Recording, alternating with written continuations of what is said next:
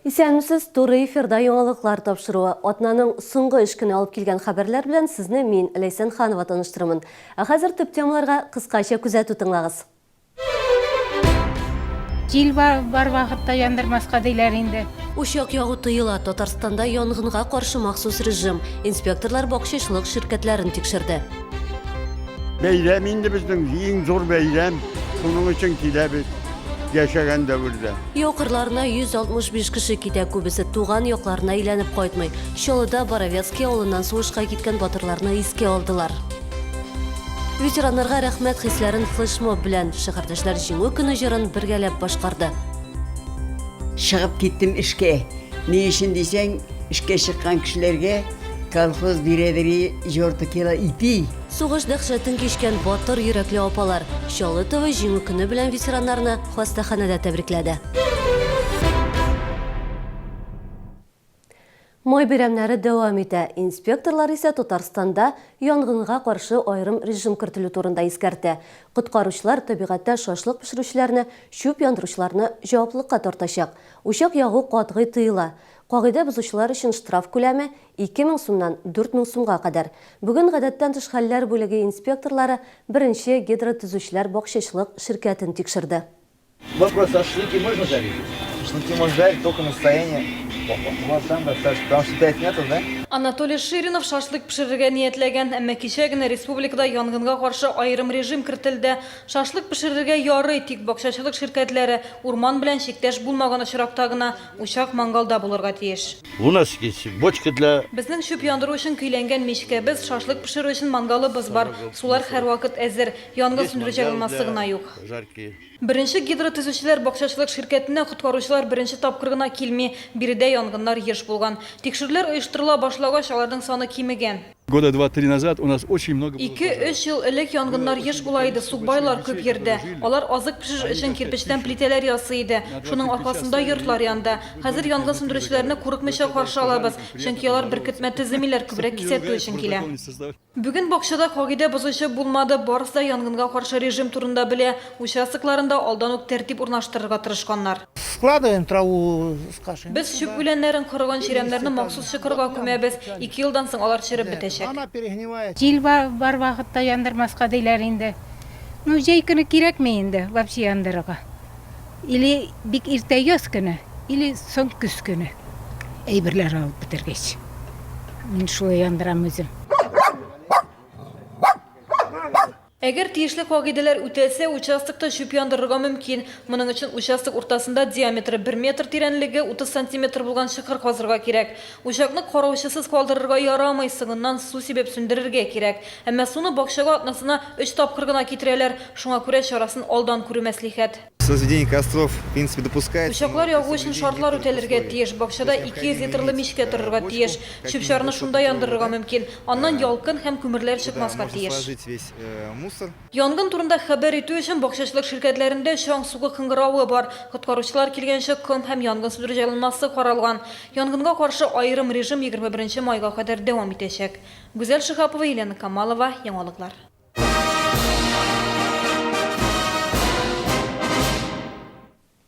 Бүген Боровецкий бульварында урнашкан дан обелиска канәферләргә күмелде. Һәйкәл куелуга 5 ел. Ул Боровецкий авылыннан сугышка киткән батырлар хөрмәтенә ачылган иде. Хәзер ел саен җиңү көне алдыннан һәйкәл янына мәктәп укучылары, авыл халкы, шәһәр җитәкчеләре җыела. Германия полностью разгромлена. Вечная слава героям, павшим в боях за свободу и независимость нашей Родины. Бөек Ватан сугышына Боровецкий авылыннан 165 кеше китә. Шуларның күбесе туган авылларына кайтмый. Бульварга һәйкәл куелганнан соң якында урнашкан авылда яшәүчеләр ел саен бирегә килә. Бәйрәм инде безнең иң зур бәйрәм. Шуның өчен киләбез. Яшәгән дәвердә. Җиңү бәйрәме шатлыклы бәйрәм, шуңа да карамастан күп кешенең күзендә яшь. Бу көнне илебез халкы аңлатып бирә алмый торган хисләр белән каршы ала.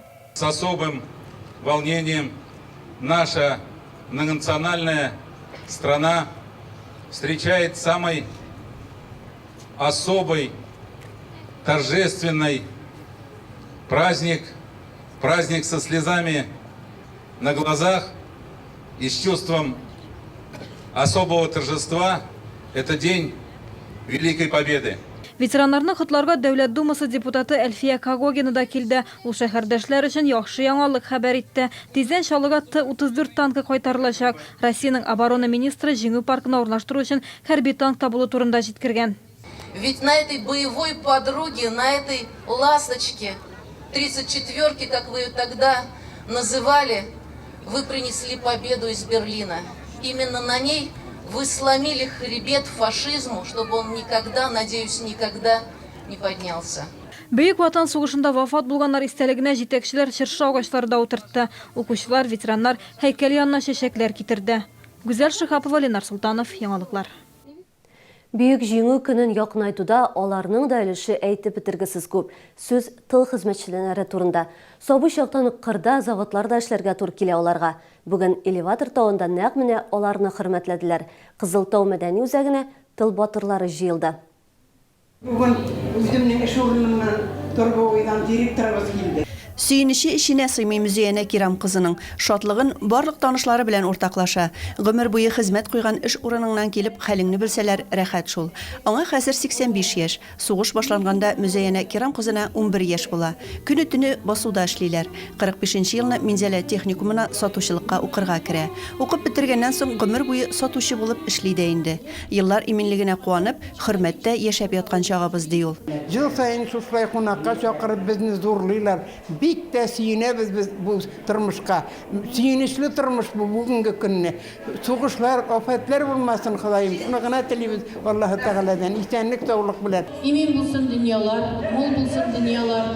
Исән-сау яшәгез. Бүген биредә элеваторда яшәүче 40 хезмәт һәм тыл ветеранын якынлашып килүче бөек җиңү көне белән котладылар.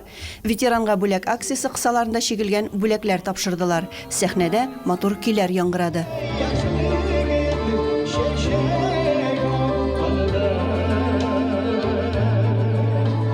Илсия Валиуллина, Тимур Ахметов, яңалыклар.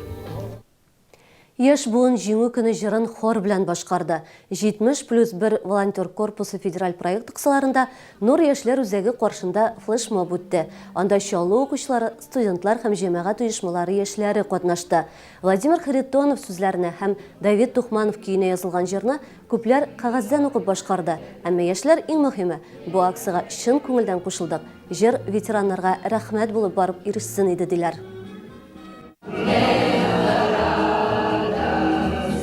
Со слезами на глазах. День Победы, День Победы, День Победы. Мен үземнең теләгем белән катнашырга килдем. Үземнең колледждагы дусларымны алып килдем үзем белән. Җырны ятладыңмы? Әзрәк беләм. Что ветераны порадовались, то, что мы ценим их победу, то, что мы до сих пор в них верим. Яз бәйрәмнәргә бай булса, җәй туйлар чоры. Тиздән укучыларның чыгарылыш кичәләре дә башланачак. Әлеге тантаналарда һәр кемнең матур һәм зәвыклы булып күренәсе килә. Ир-атлар өчен заманча үз киемнәрен каян алырга мөмкин? Хәбәрчебез ачыклады.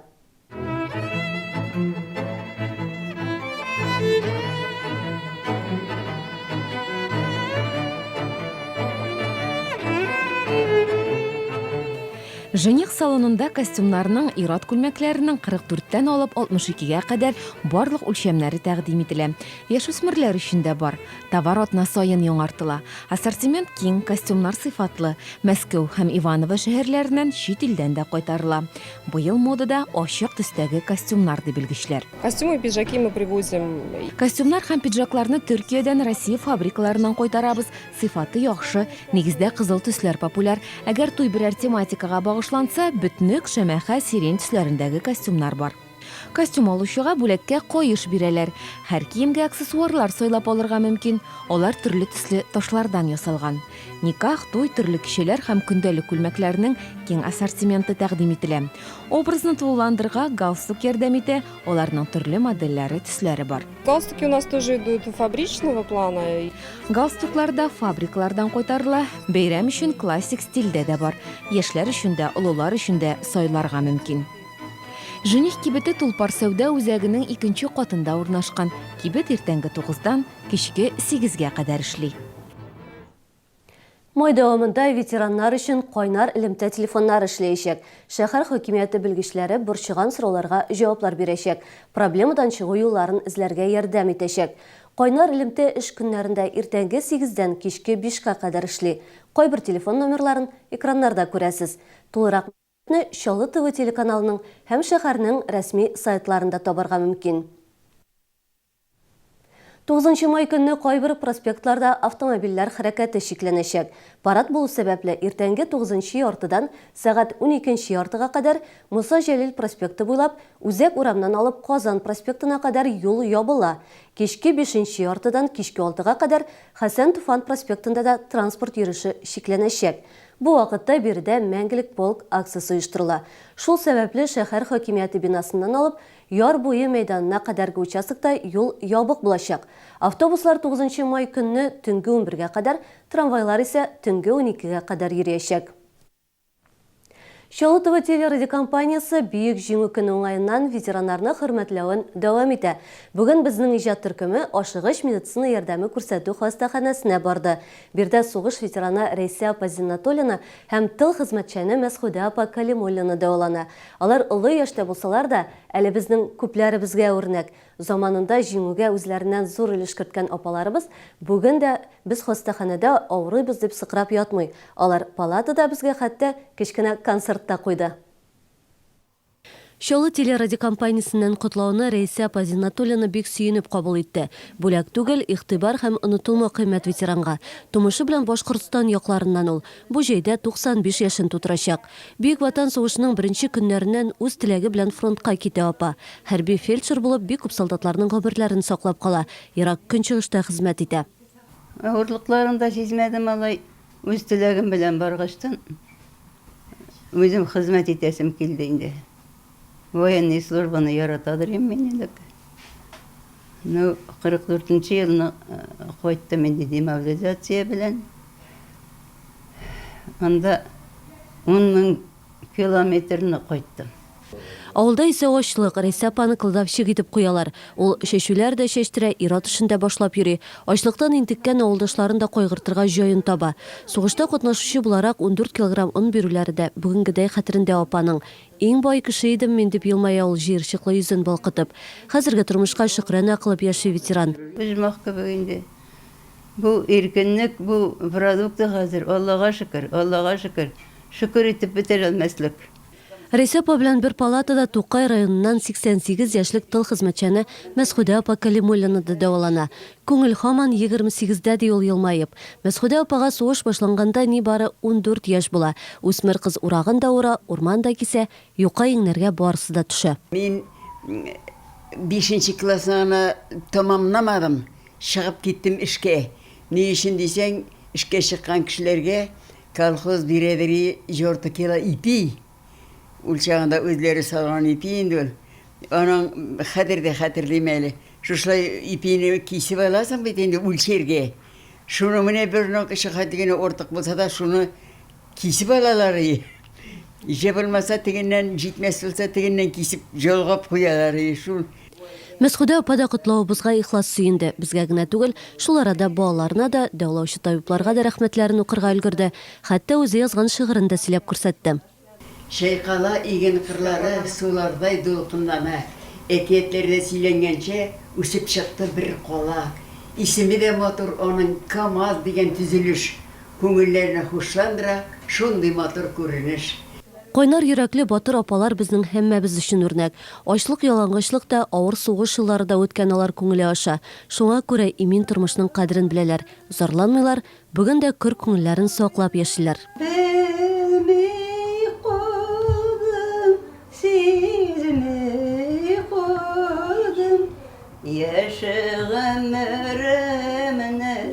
Ләйсән Ханова, Тимур Ахмедов, Яңалыклар.